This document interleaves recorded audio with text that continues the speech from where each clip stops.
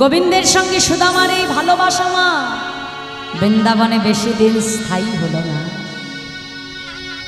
ভগবান যে বৃন্দাবনে লীলা করেছিলেন 11 বছর 10 মাস 26 দিন, ওই 12 বছরের মতো বাবা।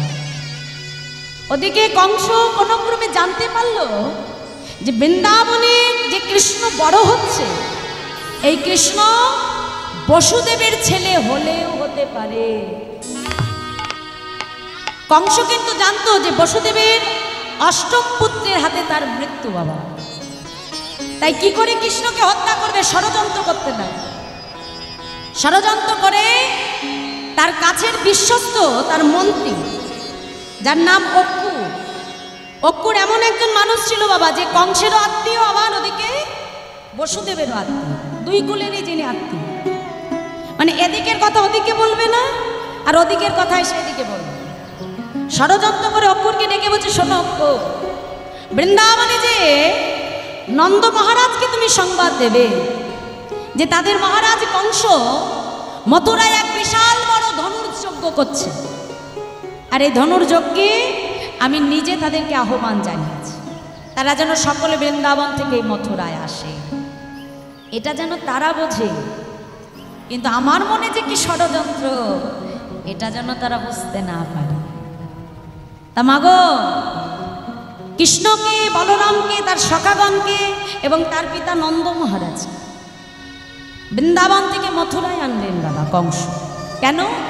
কৃষ্ণকে হত্যা করবে বলে। ভগবানকে তার মারা হলো না, অথচ নিজেই ভগবানের হাতে বধ হয়ে গেল। কংস যখন মারা গেল, কংসের যিনি শ্বশুরমশাই ছিল তার নাম ছিল অত্যাচারী জরাসন্ধ। জামাইয়ের মৃত্যু কিছুতে মেনে নিতে পারল না বাবা। বারংবার তিনি জামাইয়ের মৃত্যুর প্রতিশোধ নেবে বলে মথুরা বারবার তিনি আক্রমণ করতে লাগলেন। ভগবান কৃষ্ণচন্দ্র তখন তার পিতা নন্দ মহারাজকে ডেকে বলছে, পিতা, ভারতের এই অসুস্থ রাজনীতি সুস্থ না হওয়া পর্যন্ত আমি বৃন্দাবনে যেতে পারবো না পিতা, তুমি ফিরে যাও। তাই বাবা কৃষ্ণ বলরাম থাকলেন মথুরা, ওদিকে নন্দ মহারাজ সহ যে দাদাস রাখাল ছিল তারা সকলে পুনরায় বৃন্দাবনে ফিরে এল। কিন্তু ওই যে গোবিন্দের ভক্ত সুদামা কৃষ্ণকে হারা হয়ে মা বৃন্দাবনে এসে উন্মাদের মতো হয়ে গেল। মথুরা থেকে যদি ভুল করে কোনো গাভী বৎস বৃন্দাবনে চলে আসে, ওই সুদামা ছুটে গিয়ে ধেনুর কণ্ঠটা জড়াই ধরে বলে, বলতে পারি ওই মথুরায় যে আমার কানাই কি আমাদেরকে ভুলে গেছে? একবারও কি তার সুদামার কথা মনে পড়ে না? আরে একবারও কি বৃন্দাবনে ব্রজবাসীর কথা আমার কানাইয়ের মনে পড়ে না? বললা বললা আমার কানাই কেমন আছে? সুদামার পিতা মটক মহারাজ দেখছে সর্বনাশ, কৃষ্ণকে হারা হয়ে আমার ছেলেটা যে প্রায় উন্মাদ হতে বসেছে। এইভাবে দিনের পর দিন চলতে লাগলে আমার সুদামাকে তো আমি আর বাঁচাতে পারবো না। কি করি? মটক মহারাজ জানতে পারলে যে কৃষ্ণ আর বলরামকে তাদের পিতা বসুদেব শিক্ষার জন্য পাঠিয়েছে উত্তর ভারতে সন্দীপুনি মুনির আশ্রমে। তখন সুদামার পিতা মনে মনে চিন্তা করলো, বেশ, তবে আজ আমার সুদামাকেও আমি ওই সন্দীপুনি মুনির আশ্রমে পাঠাবো। একদিকে তার শিক্ষাও গ্রহণ করা হবে, একদিকে বেদবিদ্যার পণ্ডিত হবে, আর একদিকে কৃষ্ণকে কাছে পেয়ে তার বন্ধুত্ব বজায় থাকবে, আর একদিকে সুদামার মনের যত দুঃখ অর্থাৎ বিরহ প্রশমিত হয়ে যায়। অর্থাৎ এক দিনে তিনটে পাখি মারবো। হ্যাঁ, কি বুদ্ধি ভেবেছ বাবা? তাই বিলম্ব না করে তড়িঘড়ি করে সুদামাকে পাঠিয়ে দিল কোথায়? উত্তর ভারতে গুরুদেব সন্দীপুনি মুনির আশ্রম। তাই এতগুলো দিন পরে এবার কৃষ্ণ, বলরাম, সুদামা তারা তিনজনে এক জায়গায় মিলিত হলো। তাই আজ মহাজন তিনি পদাবলিতে কলম দিয়ে বলছে, দেখো দেখো আজ শিক্ষার দেশে সবাই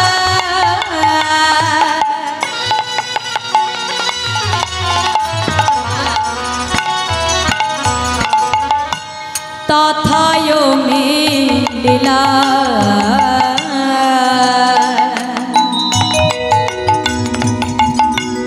বহুদিন পরে কত আনন্দ হইলা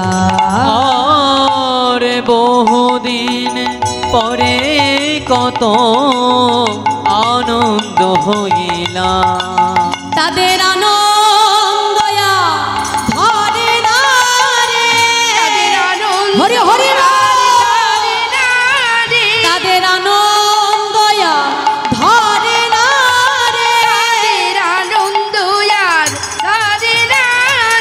আজ কৃষ্ণ আর সুদামা আজ আনন্দয়া ধরে না রে আজ আনন্দয়ার ধরে না হরি হরি তাদের আনন্দ ধরে না রে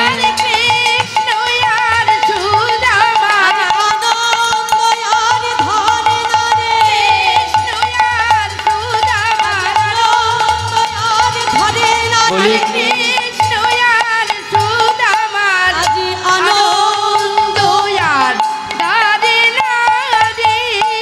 বহুদিন পরে কত আনন্দ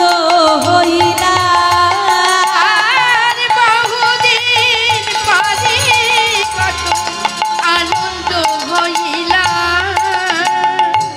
আমা এতগুলো দিন পরে কৃষ্ণকে কাছে পেয়ে সুদামার মনে আনন্দ ধরে না ছুটে এসে সুদামাকে বক্ষ বাজে জড়িয়ে ধরেছে কানা ও কানা তুই কেমন আছিস রে কানা বলি একবারও কি তোর বৃন্দাবনের কথা মনে পড়ে না রে কানা তুই জানিস তোকে হারিয়ে সারা বৃন্দাবনটা যে অন্ধকার হয়ে গেছে কানা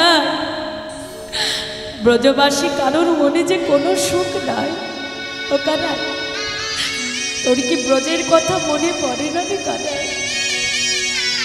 সুদামা যখন গোবিন্দকে জড়িয়ে ধরে নয়ন জলে বক্ষ ভাসিয়ে কাঁদে এমন সময় গুরুদেব সন্দীপনী মুনি আশ্রমে প্রবেশ করছে গোবিন্দ সুদামাকে ডেকে বলছে সুদামা চুপ চুপ চুপ চুপ শান্ত হ শান্ত হ ওই যে গুরুদেব আসছে সুদামা চুপ কর গুরুদেব সন্দীপনী মুনি আশ্রমে প্রবেশ করলেন কৃষ্ণ বলরাম সুদামাকে ডেকে বলছে আচ্ছা তোমাদের তিনজনের মধ্যে সব থেকে বড় কে আছো সে আমার কাছে এসো বলরাম এগিয়ে এলো বাবা গুরুদেব আমি আমার নাম বলরাম আচ্ছা বেশ বলরাম বলো বাবা তুমি আমার কাছ থেকে কি শিক্ষা গ্রহণ করতে চাও গুরুদেব আমি আপনার কাছ থেকে ধনুর্বিদ্যা শিক্ষা গ্রহণ করতে চাই বাহ কিন্তু বলরাম ধনুর্বিদ্যা শিক্ষা নিতে গেলে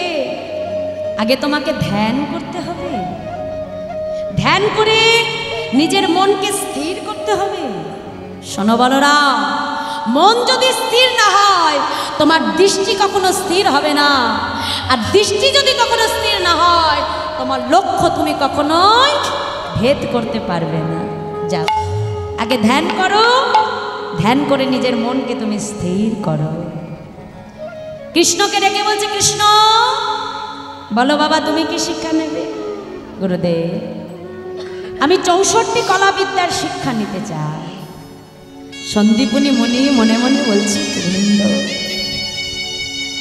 তোমাকে আমি আর কি শিক্ষা দেব গোবিন্দ তুমি নিজ গুণে কৃপা করে আমার কাছ থেকে শিখে নিও দয়াল আমি তোমাকে শিক্ষা দেওয়ার কেউ নয় প্রভু কৃপা করে তুমি আমাকে গুরু করেছো প্রভু তুমি নিজ গুণে শিখে নিও প্রভু সুদামাকে ডেকে বলল সুদামা বলো তুমি কি শিক্ষা নিতে চাও গুরুদেব আমি বেদ বিদ্যার শিক্ষা গ্রহণ করতে চাই বাহ কিন্তু শোনো বেদ বিদ্যার শিক্ষা নিতে গেলে তোমাকে যে ব্রহ্মণত্ব অর্জন করতে হবে সুদামা ব্রহ্মণত্ব মানে কি জানো মা? ব্রাহ্মণের গায়ে যে পৈতেটা থাকে বাবা, পৈতের মধ্যে কয়টা সুতো থাকে দেখি বলো, কে জানো? 9টি সুতো। আর 9টি সুতো হলো 9টি জিনিসের প্রতীক। কি কি?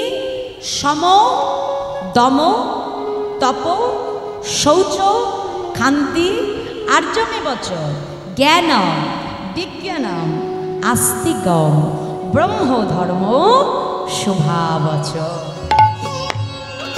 আর তা এই 9টি গুণ যার মধ্যে থাকবে তাকেই আমরা ব্রাহ্মণ বলবো বাবা। সম মানে কি? সরলতা। দম মানে ইন্দ্রিয় সংযম, মানে ইন্দ্রিয়কে দমন করবার ক্ষমতা।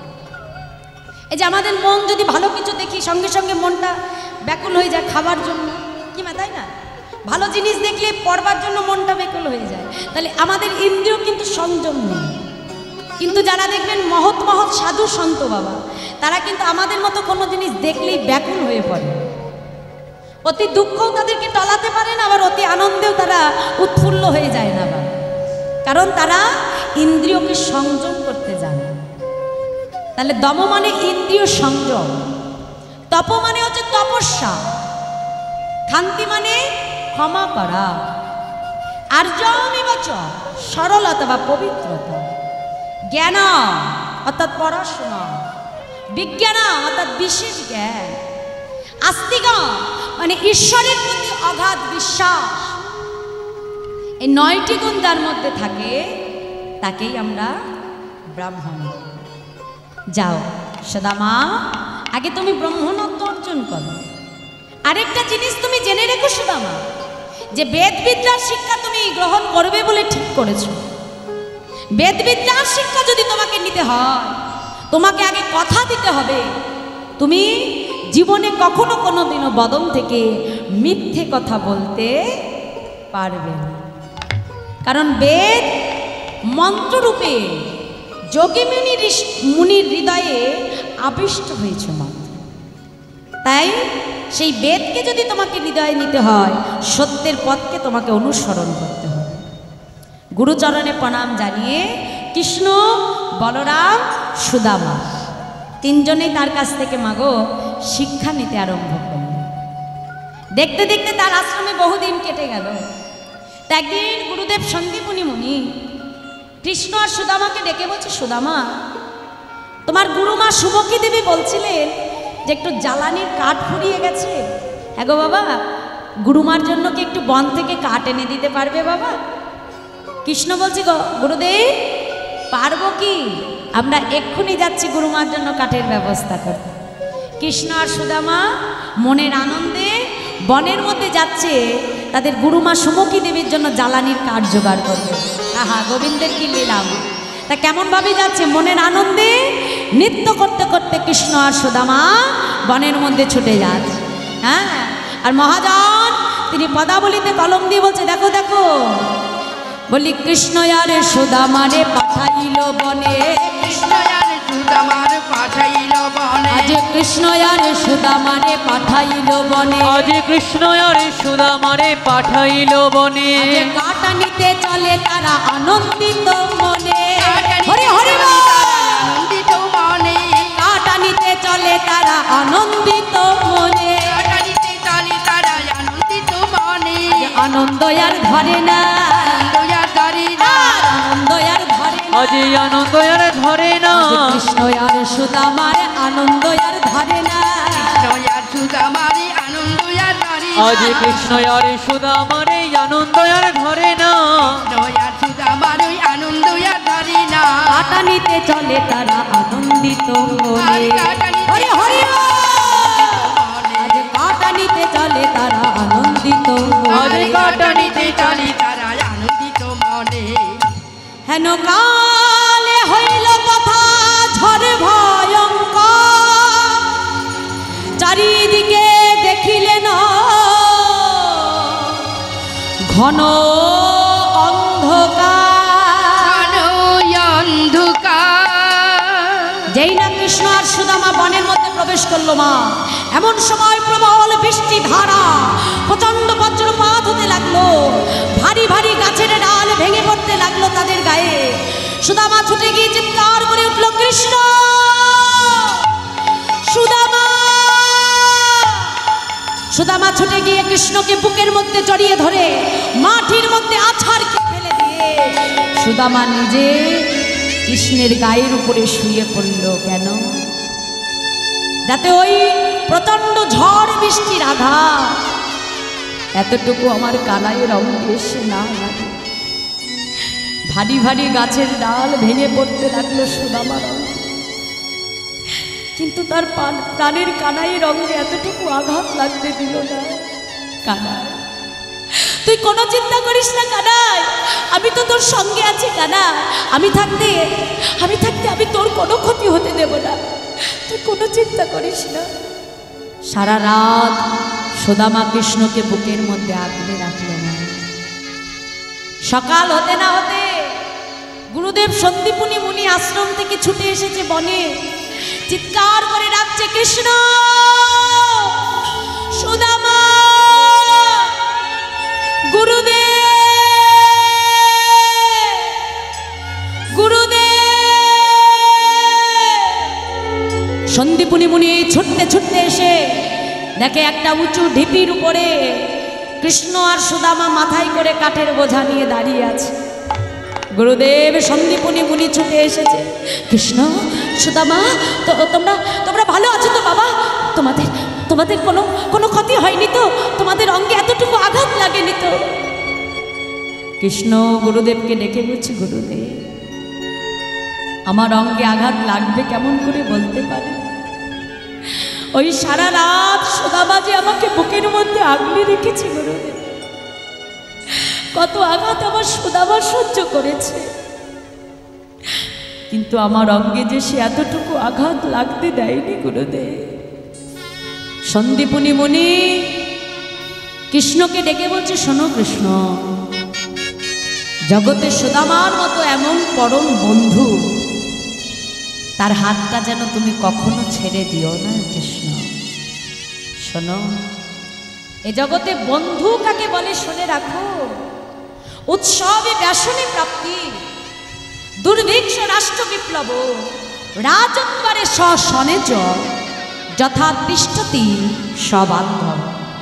অর্থাৎ যে তোমার রাজনৈতিক দুর্বিপাকে, তোমার সুখে, তোমার দুঃখে সর্বদা তোমার পাশেই থাকবে বাবা, জানবে সেই কিন্তু তোমার জীবনে একমাত্র প্রকৃত বন্ধু। আর এই জগৎ সংসারে একমাত্র আমাদের বন্ধু কে থাকে মা? দেখো, এই যে আমাদের সমাজের যে চারপাশের বন্ধু, এই বন্ধুত্ব কতক্ষণে জানো মা?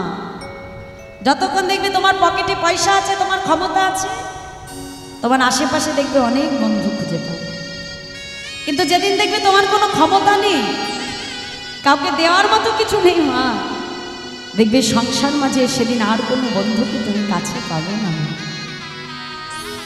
কিন্তু এই সংসার মাঝে যদি প্রকৃত বন্ধু কেউ থাকে, তিনি হলেন একমাত্র অনাদির আদি আমার গোবিন্দ। তার মতো পরম বন্ধু বাবা জগতে কেউ না। ভেবে দেখো, যেদিন এসেছিলাম সেই দিনও সে ছেড়ে যায়নি, আর যেদিন এই সংসার থেকে আমাকে যেতে হবে বাবা, সংসারে সবাই আমাকে ছেড়ে দিলেও ভগবান কিন্তু কখনো তোমার হাতটা ছেড়ে যায় না। তাই গৌর হরি বল। তাই বাবা, বন্ধুত্ব যদি কারোর সঙ্গে করতে হয়, ভালো যদি কাউকে বাঁচতে হয়, তবে আমার ভগবানকে ভালোবেসো না। শাস্ত্রে বলছে, সময় করিয়া পত্রী ধরিয়া যে বা চলে দ্রুত গতি, সময় শেষে অনাশেষে সে যান চলে যায় আপন বসতি। ভগবানকে ডাকতে গেলে সময় মতো তাকে ডাকতে। এখন আমাদের সমাজে অনেকেরই ধারণা, দেবে আমাদের যদি কোনো ছোট ছোট ছেলে মেয়ে, যদিও মেদিনীপুরে এটা ব্যতিক্রম না, এই মেদিনীপুরে যেটা আমার সব থেকে ভালো লাগে, 9 থেকে 90 সবার গলায় কিছু দেখতে পাই বা না পাই, তুলসীর মালা সবার গলায়। আর এই যে তোমাদের গৃহের সব থেকে যেটা ভালো, সেটা হলো এই যে বৃন্দা দেবীর যে শ্রী মন্দির তোমরা তৈরি। আসলে মাগো, ভক্তি দেবীর কৃপা ছাড়া কখনো ভক্তি সম্ভব না। যেই দিকে তোমরা অনেক এগিয়ে আছো, যার জন্য তোমাদের এই মেদিনীপুরে এত ভক্ত, এত হরি কথা, যেটা আর অন্য কোনো ডিস্ট্রিক্টে হয় না। এটা আমার খুব গর্ব যে আমার বছরের অর্ধেক সময় মেদিনীপুরেই চলে যায় হরিনাম গাইতে গাইতে। এটা তোমাদের মতো ভক্তের ভালোবাসা আর কৃপা। তা মাগো, আজকে প্রকৃত বন্ধু ভগবানকে তোমার করতে হবে, সেটা সময় মতো করতে হবে।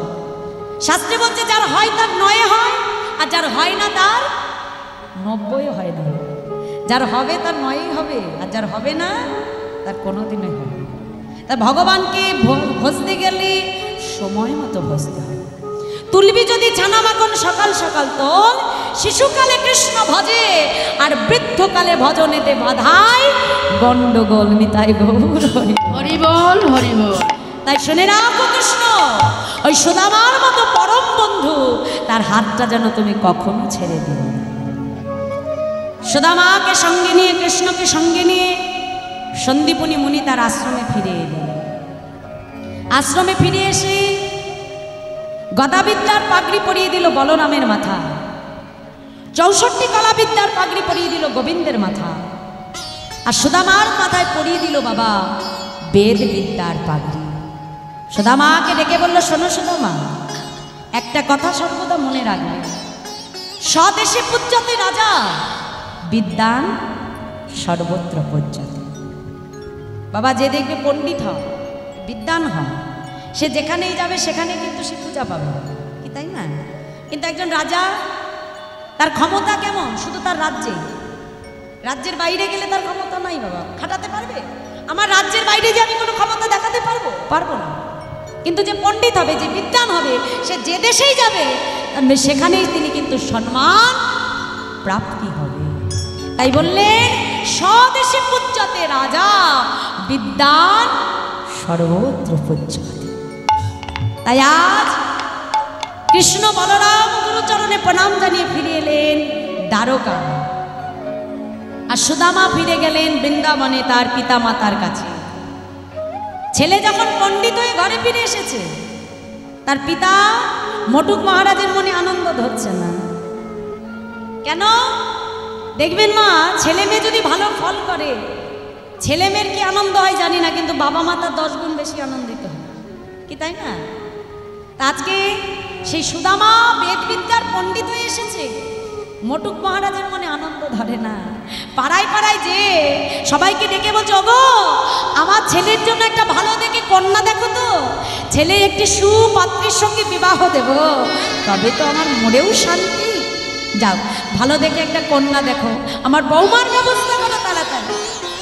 মা খুঁজতে খুঁজতে সুকন্যা মিলেও গেল, নাম তার সুশীলা।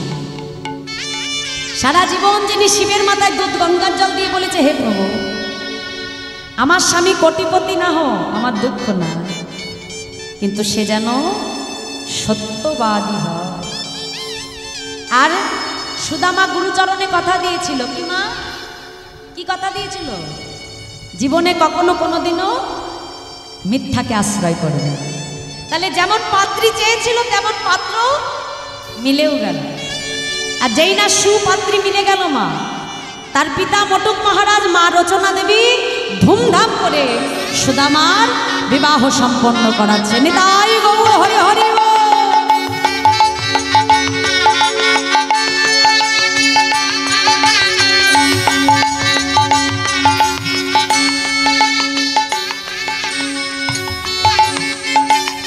নমস্কার সুধী ভক্তমণ্ডলী, শাক্ত গৌর দাস অনুদাস ভক্তমণ্ডলী এবং ভাগবত প্রেমিক মায়েদের চরণে আমার কোটি কোটি শত কোটি প্রণাম।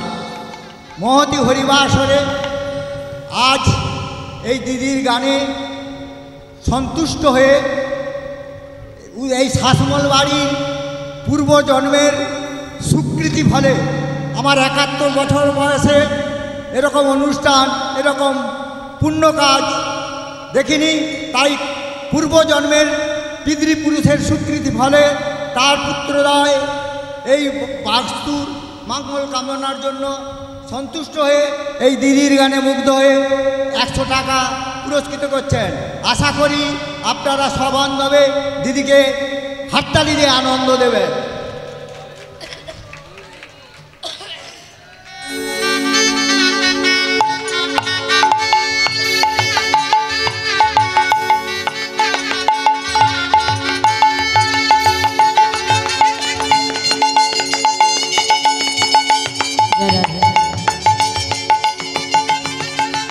ভক্তের দান আমি মাথায় তুলে নিলাম। সত্যি কথাই দেখো মা, শাস্ত্রে বলছে যে অল্প ভাগ্যে হয় না গৃহে হরিনাম সংকীর্তন, আর অল্প ভাগ্যে হয় না গৃহে সাধুগুরু বৈষ্ণবের আগমন। কোটি কোটি জনমের সুকৃতি সৌভাগ্য না থাকলে ঘরে কিন্তু কখনো বৈষ্ণবের চরণ ধুলি পড়ে না মা। আজ এই গৃহের কোটি কোটি জনমের সুকৃতি সৌভাগ্য আমার ভক্ত বাবাদের মায়েদের, যে তাদের গৃহমাঝে ভক্ত চরণধুলি পড়েছে। একাধারে তারা সাধুগুরু বৈষ্ণবের হরিকথার আয়োজন করেছে, একাধারে তারা তাদের সেবার আয়োজন করেছে। মহতি দান তারা করছেন মা। দুহাত ভরে তোমরা তাদেরকে আশীর্বাদ করবে, কৃপা করবে, কারণ ভক্ত কৃপা ছাড়া কিছুই সম্ভব নয় মা। যেন এমনভাবেই তারা হরিনামামৃত সুধা দান করতে পারেন এবং আপনাদের মতো সাধুগুরু বৈষ্ণবের চরণধুলি লাভ করতে পারেন। নিতাই গৌর হরিবল হরিবল হরিবল। তাই শুভ দিন দেখে সুকন্যা দেখে সুদামার সঙ্গে সুশীলার বিবাহ সম্পন্ন হচ্ছে। কেমন করে মহাজন তিনি পদাবলিতে কলম দিয়ে বলছে, দেখো দেখো সুশীলা নামেতে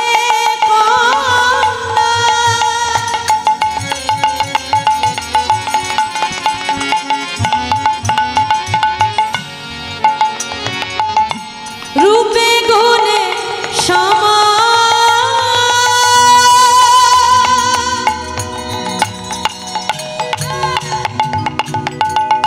বিধি গণে ছিল তারে বড় নিরূপম, আর বিধি ছিল তারি বড় নিরূপম। শুভ দিনে শুভক্ষণে দুহার বিবাহ হইল, আর শুভ দিনে শুভক্ষণে দুহার বিবাহ যে হলো। আজ পাড়া প্রতিবেশীর মনে আনন্দ হইল, পাড়া প্রতিবেশীর মনে আনন্দ হইল। আজ আনন্দ ধরে না রে, আজি আনন্দ হরি হরি না। ধরে না রে, আজ আনন্দ ধরে না রে, আজি আনন্দ আর ধরে না রে। আজ সুদামার বিবাহ কালে আনন্দ ধরে না রে।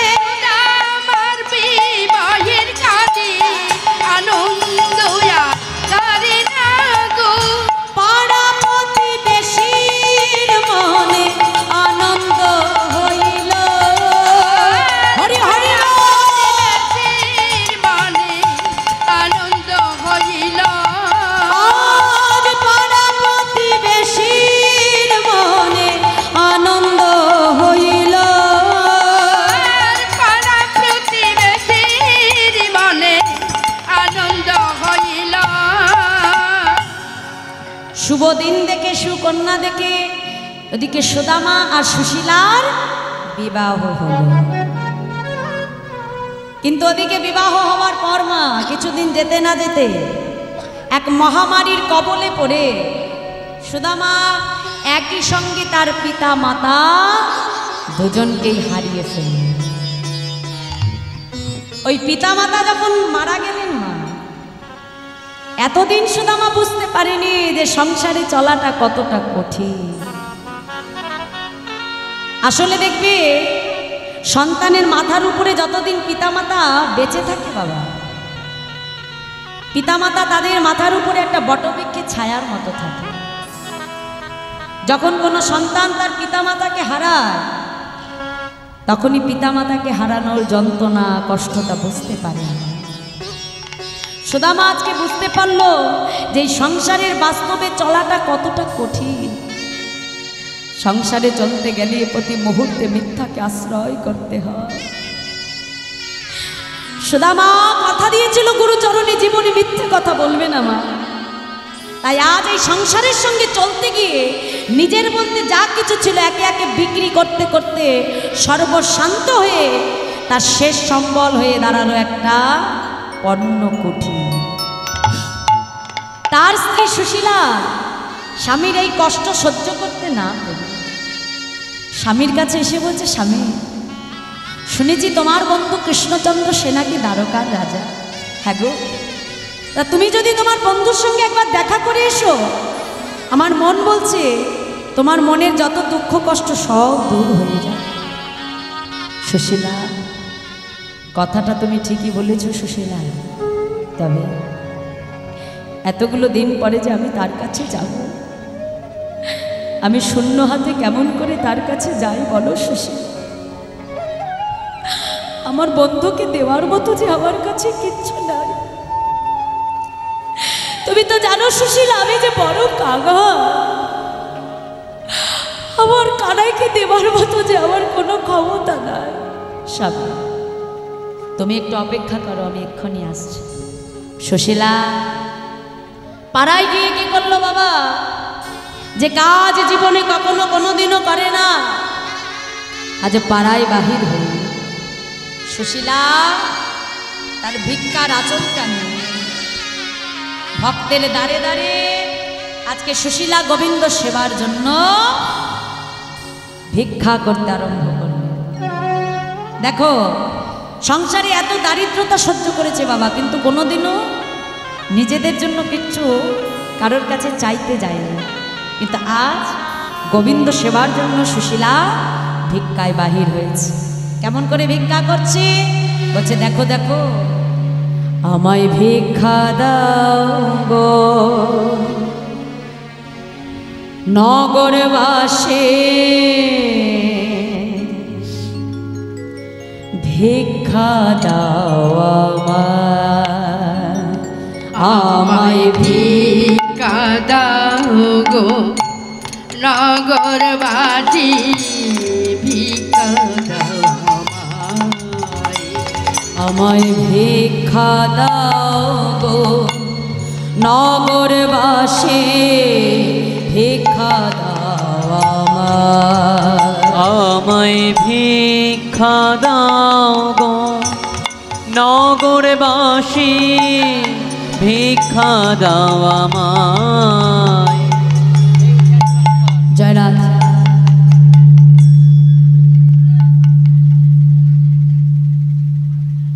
জয়রাজ।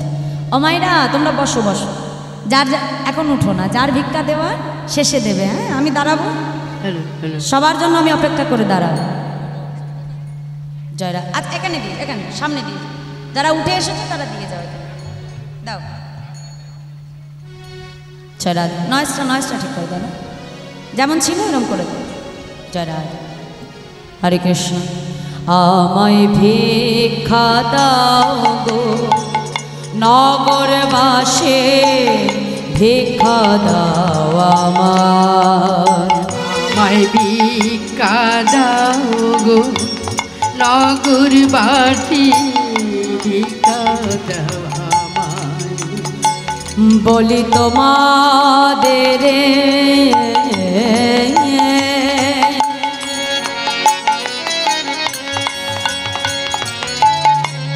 তোমাদের ভিক্ষার দ্রব্য ভাবে শ্যামরা, ভিক্ষা দাও আমায়, আমায় ভিক্ষা দাও গো নগরবাসী, ভিক্ষা দাও আমায়। আমায় ভিক্ষা দাও গো নগরবাসী, ভিক্ষা দাও আমায় ভিক্ষা দাও গো নগরবাসী, ভিক্ষা দাও আমায়। ও মা, পাড়ায় পাড়ায় যখন ভিক্ষা করতে গেছে মা, কেউ একমুষ্ট চিরা দেয়, আবার কেউ দেয়, কেউ দিচ্ছে না মা। এখন চার পাড়ায় যে ভিক্ষা করে এনে শুধু আমার স্ত্রী সুশীলা একমুষ্ট চিরা জোগাড় করেছেন, কিন্তু সেই চিরাটা যে বেঁধে দেবে এইটুকু সামর্থ্য তার না। নিজের অঙ্গে ছিল একটা ছিন্ন মলিন বস্ত্র, তাড়াতাড়ি সেই ছিন্ন মলিন বস্ত্রটা ছিঁড়ে তার মধ্যে গোবিন্দ সেবার জন্য একমুষ্ট চিরা বেঁধে দিয়েছে, দিয়ে বলছে স্বামী যাও, আজ আমি এটুকুই জোগাড় করতে পারলাম স্বামী, এর বেশি যে আমার আর ক্ষমতা নাই, যাও এই উপহার নিয়ে তুমি তোমার সখা কানাইয়ের সঙ্গে দেখা করে এসো। চিরার পুটলিটা হাতে নিয়ে যখন সুদামা চলছে মা, যেতে যেতে মনে মনে চিন্তা করছে, হ্যারি কানাই, তোকে যে জগতে কত ভক্ত কত কিছু দিয়ে সেবা দেয়, কানাই যোগী যারে যোগে পাই না, ঋষি যারে ধ্যানে পাই না, সেই যোগাতীত ধ্যানাতীত আমার প্রাণ গোবিন্দ আমার কানাই, কানাই আজ তার বদনে আমি যে শুকনো চিরা তুলে দেব, বল কেমন করে এই শুকনো চিড়ে আমি তোকে সেবা করাবো। এই কথা চিন্তা করতে করতে নয়ন জলে সুদামা চিরার পুটলিটা মা ভিজে গেছে। ওই ছিন্ন মলিন বস্ত্র নিয়ে যখন দ্বারকায় প্রবেশ করতে যাবে, দাঁড়িরা এসে বলছে, এই ভিখারি তুমি কাহা চাই হো, হ্যাঁ কোথা থেকে এসেছো তুমি ভিখারি? সুদামা সঙ্গে সঙ্গে ছুটে গিয়ে প্রহরীদের চরণটাকে জড়িয়ে ধরেছি, প্রহরী আমি কোনো ভিখারি নই গো, আমি যে আমার সখার সঙ্গে দেখা করতে এসেছি। সখা? কে তোমার সখা? কেন? ওই যে তোমাদের রাজা কৃষ্ণচন্দ্র, তোমাদের মহারাজ গো, ও যে আমার বাল্যবেলার বন্ধু, ও যে আমার সখা কানাই। কে? আমাদের মহারাজ, সে কি নাই সামান্য এক ভিখারির বন্ধু? তুমি কি আমাদের সঙ্গে তামাশা করছো? আমাদের মহারাজের যখন বন্ধু আসে, শয় শয় হাতি ঘোড়া পালকি নিয়ে তারা আসে, আর তুমি কিনা আমাদের মহারাজের বন্ধু? হ্যাঁ দাদি, বিশ্বাস করো, আমি যে তোমাদের মহারাজের বাল্যবেলার বন্ধু গো।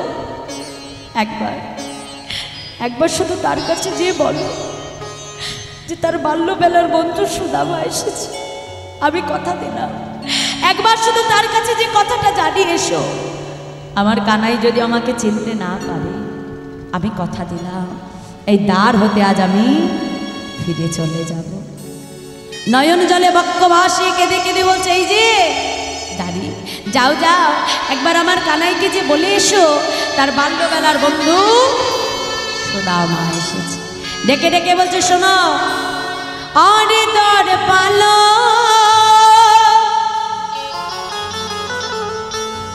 उस कन्हैया से कह दो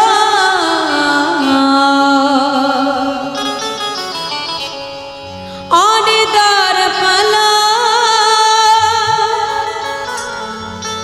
उस कन्हैया से कह दो कि दर पे सुदामा दर पे सुदामा हरि हरि हरिवा गया है, और दर पालो कन्हैया से कह दो, और दौर वालो कन्हैया से कह दो कि दर पे सुदामा हरिवा गया है, कि दर पे सुदामा हरि हरि हरिवा गया है।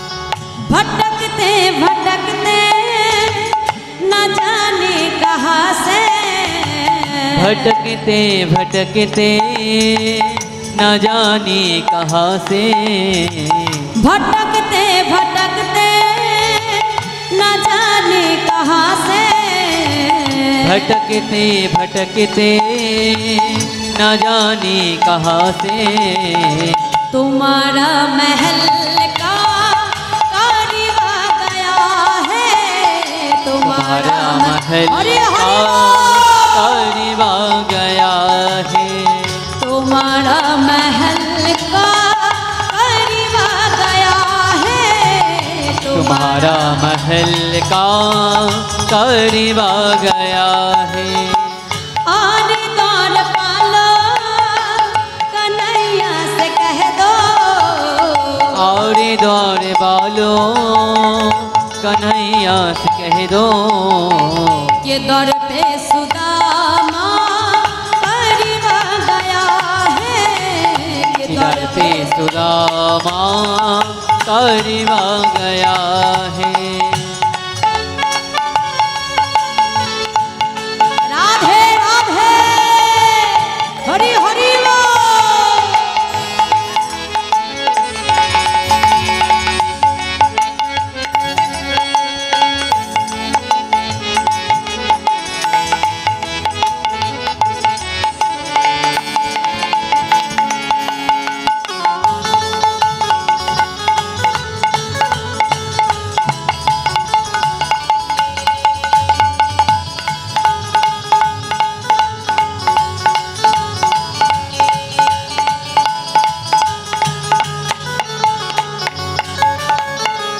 नतन पे है जामा नसन पे है पगड़ी, नचन में पजामा नटन में है पगड़ी, आज नसर पे है पगड़ी नतन पे है जामा, नटन में है पगड़ी नटन में पजामा, बता दे कन्हैया को नाम है सुदामा, हरि हरि बोल। कन्हैया को नाम है सुदामा, आज बता दे कन्हैया को नाम है सुदामा, बता दे कन्हैया को नाम है सुदामा, और दौर पालो कन्हैया से कह दो, हरि और हरि दौर बोल। बालो कन्हैया से कह दो, ये दौर पे सुदामा कारीवा गया है, दर पे सुदामा कारीवा गया है, आज के दौर पे सुदामा कारीवा गया है, के दौर पे सुदामा कारीवा गया है। দাঁড়ি যা একবার যে শুধু আমার কানাইকে ডেকে বলো তার বাল্যবেলার বন্ধু সুদামা এসেছে, আমি কথা বললাম আমার কানাই যদি আমাকে চিনতে না পারে আজ দ্বার হতে আমি ফিরে চলে যাব। প্রহরীরা ছুটতে ছুটতে আসলো ভেতরে, মহারাজ মহারাজ। একই দাঁড়ি এমন ভাবে ছুটছো কেন মহারাজ? কোথা থেকে এক ভিখারি এসে বলে কিনা সে নাকি আপনার বাল্যবেলার বন্ধু। আমার বন্ধু? কি নাম বলেছে তার? কি যেন নামটা বললো? ও মনে পড়েছে মহারাজ, তার নাম হলো সুদামা। যেই না সুদামা নামটা গোবিন্দ শুনতে পেল, রত্ন সিংহাসন ছেড়ে উঠে বসলো আমার গোবিন্দ। দাঁড়ি দাঁড়ি তুমি ঠিক বলছো, আমার সুদামা এসেছে। দাঁড়ি তুমি ঠিক বলছো। গোবিন্দ ছুটতে ছুটতে আসছে, সুদামা সুদামা।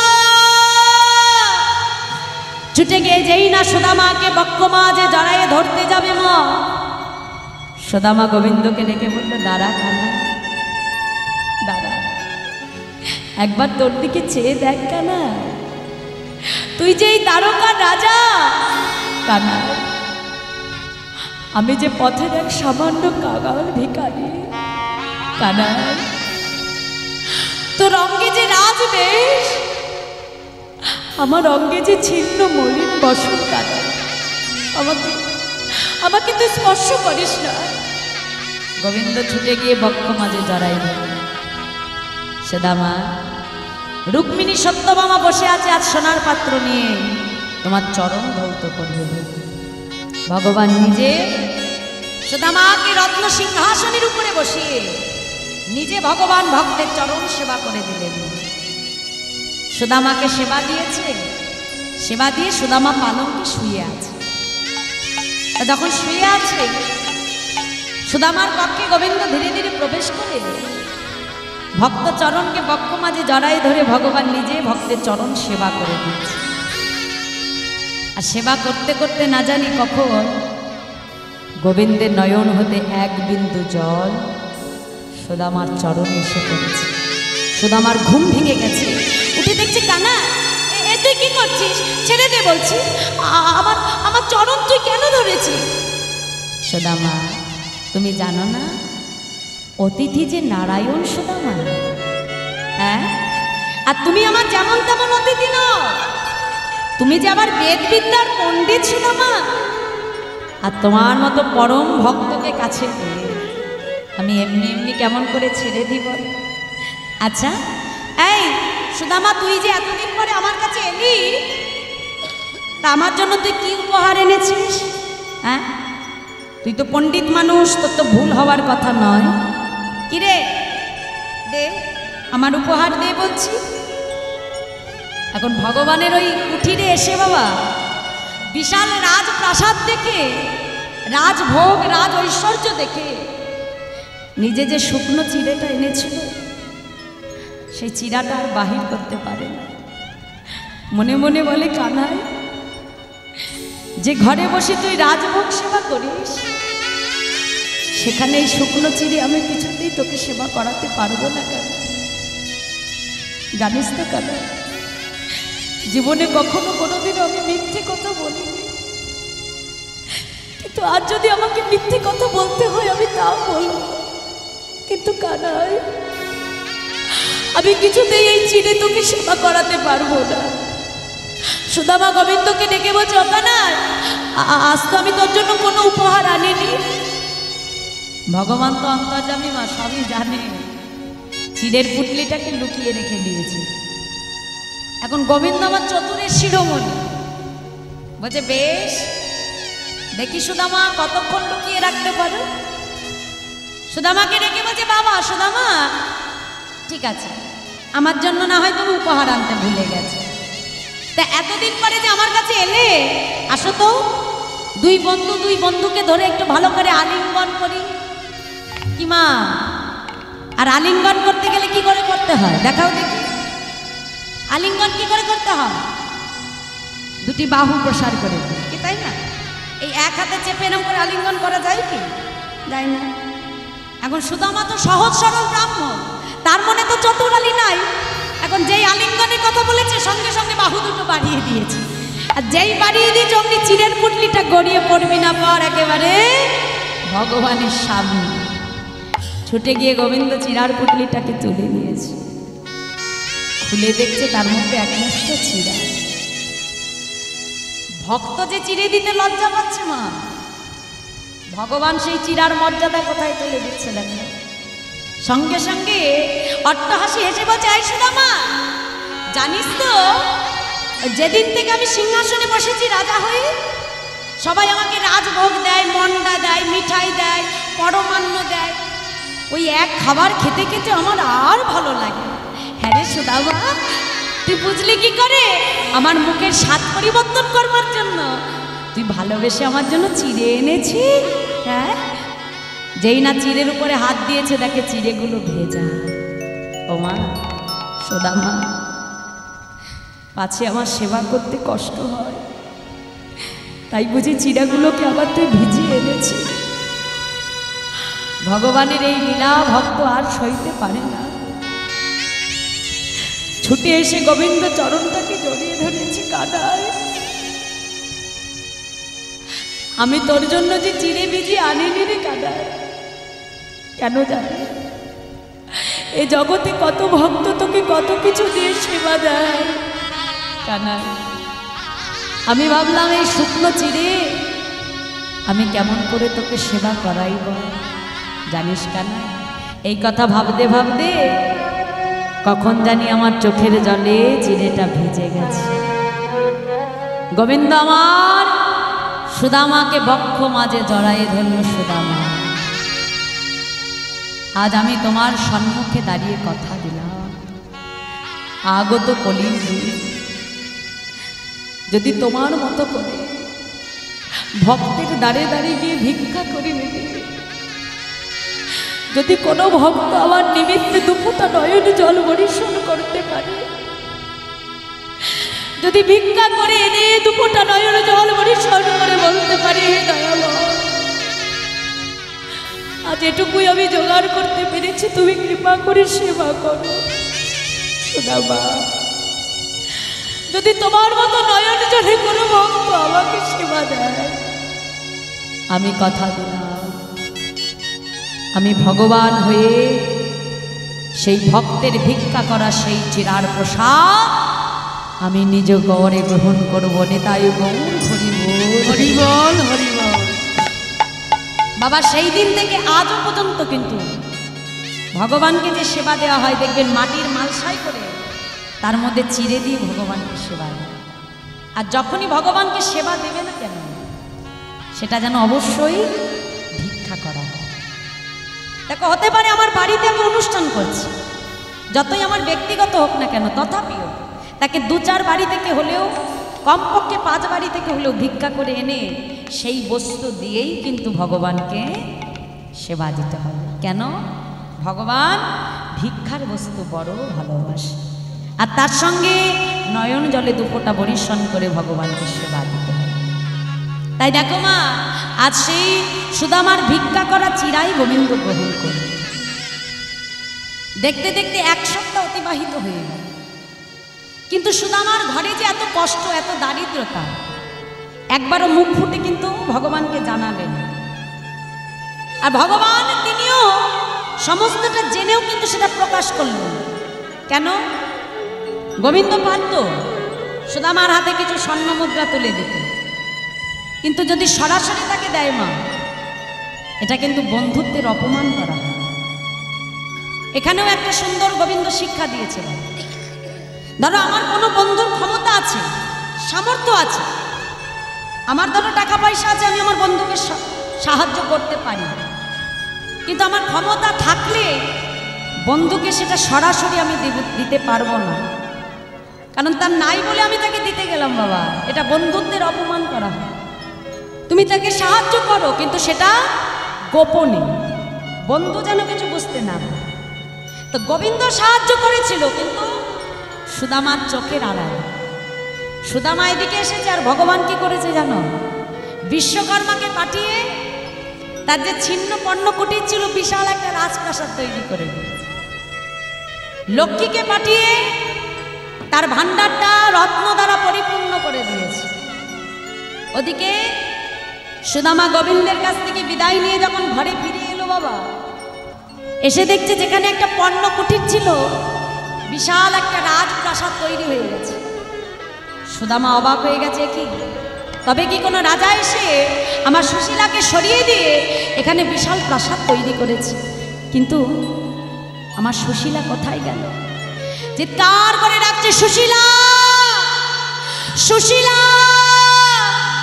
সুশীলা, সুশীলা বলে যখন উচ্চ ঈশ্বরে চিৎকার করছে মা, সুশীলা নিজেকে সুন্দর করে সাজিয়ে গা ভর্তি অলঙ্কার দ্বারা পরিপূর্ণ হয়ে তার স্বামীর চরণে এসে প্রণাম জানাচ্ছে। এ কি, কে মা তুমি? স্বামী, আমাকে চিনতে পারছো না? আমি তোমার স্ত্রী সুশীলা। সুশীলা, এত অলঙ্কার তুমি কোথায় পেলে? যে সুশীলার অঙ্গে আমি একটা বসন দিতে পারি না, তার গায়ে এত অলঙ্কার এলো কোথা থেকে? স্বামী, আসলে ওই যে তুমি যেদিন তোমার বন্ধুর সঙ্গে দেখা করতে গিয়েছিলে, তোমার বন্ধু বিশ্বকর্মাকে পাঠিয়ে আমাদের জন্য বিশাল এই প্রাসাদ তৈরি করে দিয়েছে, আর লক্ষ্মীকে পাঠিয়ে আমাদের রাজকোষ স্বর্ণ মণি মুক্তা দ্বারা পরিপূর্ণ করে দিয়েছে। দেখো না আমাকে অলংকার দ্বারা কেমন করে সাজিয়েছে সুশীলা। তবে বুঝি এগুলো পাবার আশায় তুমি আমাকে পাঠিয়েছিলে আমার কানাইয়ের কাছে? শুনে রাখো সুশীলা, জীবনে এত কষ্ট এত দুঃখ আমি সহ্য করেছি, কিন্তু কখনো কোনোদিনও কানাইয়ের কাছে আমি কিচ্ছু চাইনি। কেন জানো? পাছে জগতে সুখ ঐশ্বর্য পেয়ে যদি আমি কখনো আমার কানাইকে ডাকতে ভুলে যাই সুশীলা, ঐশ্বর্য থেকে যদি আমি কখনো আমার কানাইকে ভুলে যাই, তাই জীবনে এত দারিদ্রতা এত কষ্ট আঘাত সহ্য করে আমি কোনোদিনও আমার কানাইয়ের কাছে কিচ্ছু চাইনি সুশীলা। दुख पायो से हरि भजे सुख ना भजे कई, सुख में जो हरि भजे दुख कहाँ से आई मनुआ दुख कहाँ से।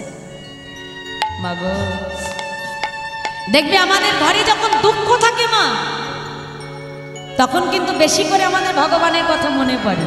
কি ঠিক বললাম না বাবা? যখন দুঃখে থাকি কষ্টে থাকি তখন ভগবানের কথা মনে পড়ে, কিন্তু যখন সুখে থাকি আনন্দে থাকি তখন কিন্তু ভগবানের কথা আমাদের মনে পড়ে না। তাই রামভক্ত তুলসীদাসজি বলেছিলেন, দুঃখ পায়ো সে হরি ভজে সুখ না ভজে কই, আর সুখ মে जो हरि भजे दुख कहाँ से आई मनुआ তার দুঃখ कहाँ से। অর্থাৎ যে শুধু নিজের দুঃখের সময় না, সুখ দুঃখ উভয় সময় যে ভগবানকে স্মরণ করে, ভগবান সদা সর্বদা সেই ভক্তের কাছে বাধা পড়ে থাকে। নিতাই গৌর।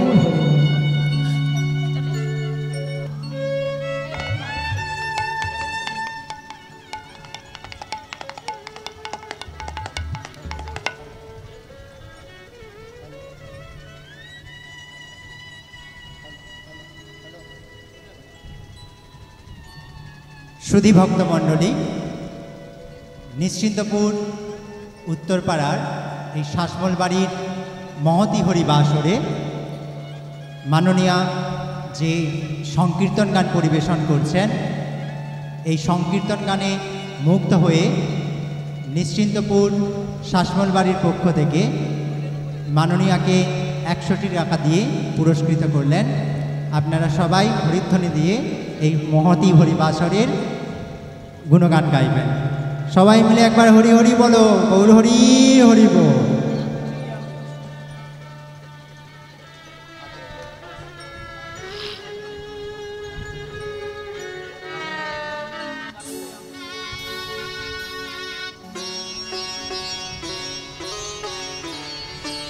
তাই আজ গোবিন্দ যখন সুদামাকে সর্বস্ব কিছু দিল, হ্যালো হ্যালো চেক,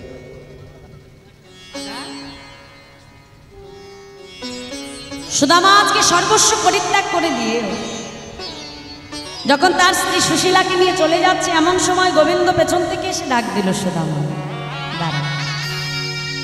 কে বলেছে যে ঐশ্বর্য থেকে ভগবানকে পাওয়া যায় না? ঐশ্বর্য থাকলেও ভগবান পাওয়া যায় না। কেমন করে?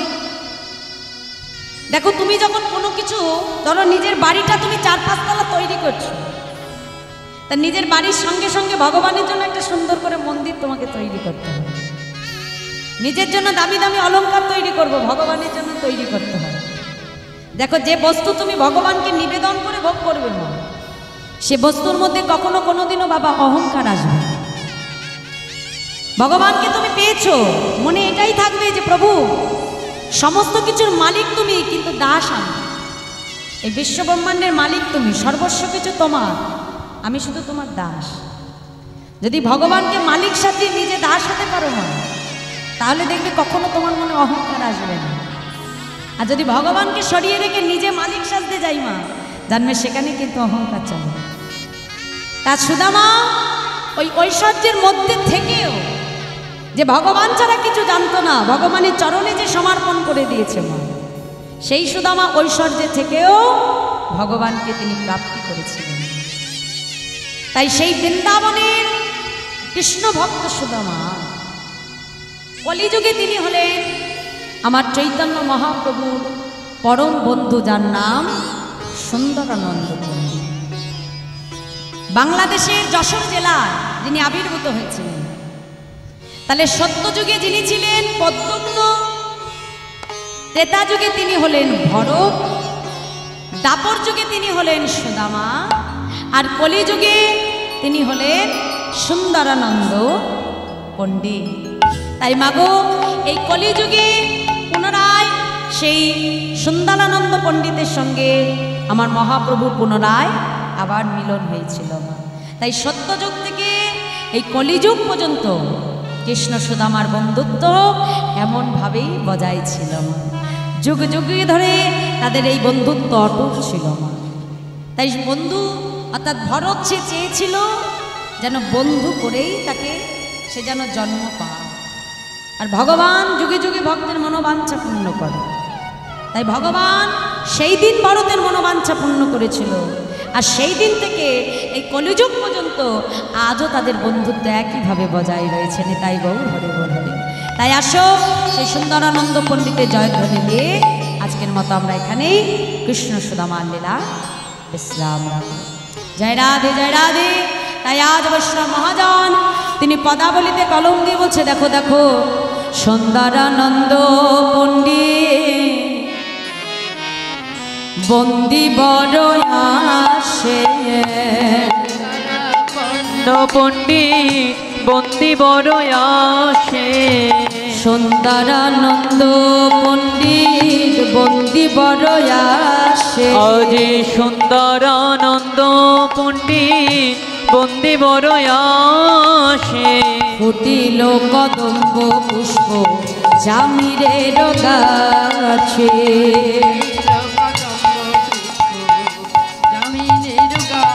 আজ ফুটিল কদম্ব পুষ্প জামিরের গাছে, আজে ফুটিল কদম্ব পুষ্প জামিরের গাছে। জয় রাধে। তাই ত্রেতা যুগের সেই ভরত, দাপর যুগে হলেন কৃষ্ণ ভক্ত সুদামা, আর কলিযুগে তিনি হলেন সুন্দরানন্দ পণ্ডিত। জয় রাধে। তাই আসে সবাই মিলে দুটি বাহু তুলে বলবো, ভক্তের বাসনা প্রভু পূরণ করিল, ভক্তের বাসনা প্রভু পূরণ করিল,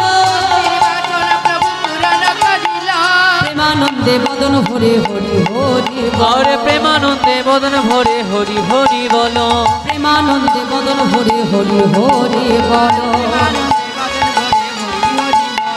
জয় সচিনন্দন জয় গৌর হরি, জয় সচিনন্দন জয় গৌর হরি, জয় সচিনন্দন বিষ্ণু প্রিয়ার প্রাণবধু আলো দিয়া দে।